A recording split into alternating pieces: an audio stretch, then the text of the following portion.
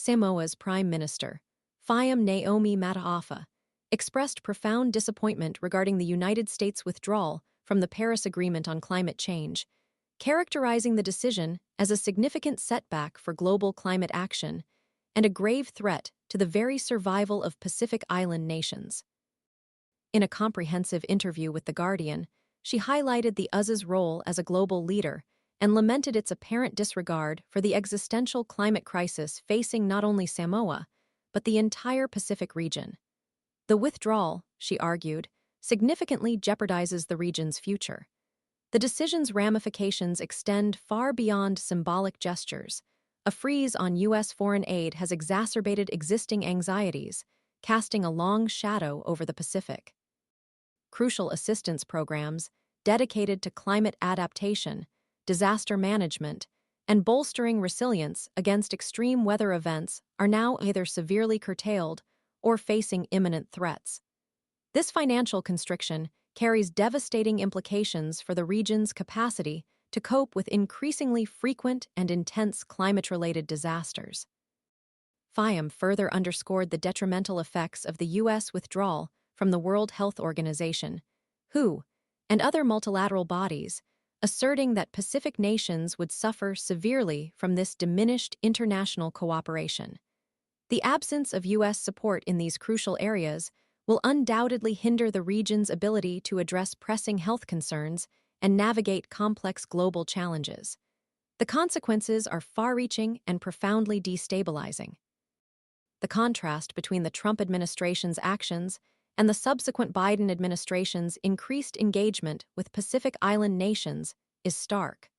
Under the Biden administration, a renewed focus on climate change as a central concern led to a significant boost in U.S. aid, tripling assistance to the region to a promised $600 million.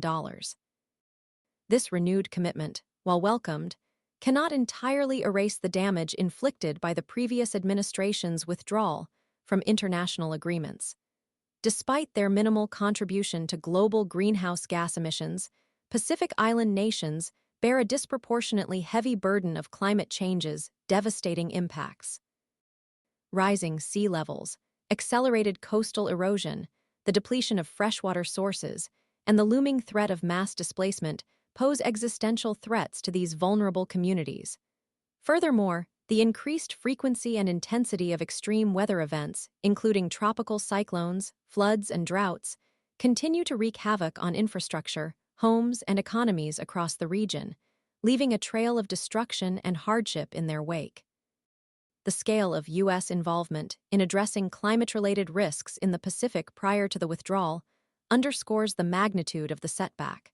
From fiscal years 2017 through 2023, U.S. agencies channeled more than $420.3 million towards climate resilience initiatives in 14 Pacific Island countries and 3 U.S. territories in the region, according to the U.S. Government Accountability Office.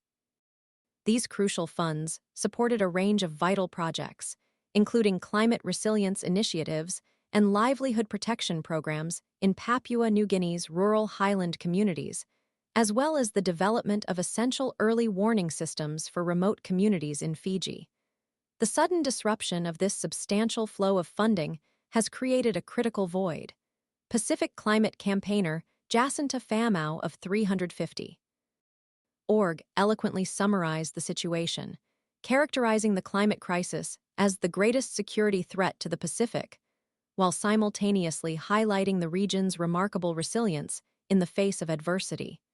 This resilience, however, can only be sustained with continued international support and collaboration, a support now significantly diminished by the U.S. withdrawal from the Paris Agreement and subsequent cuts in aid.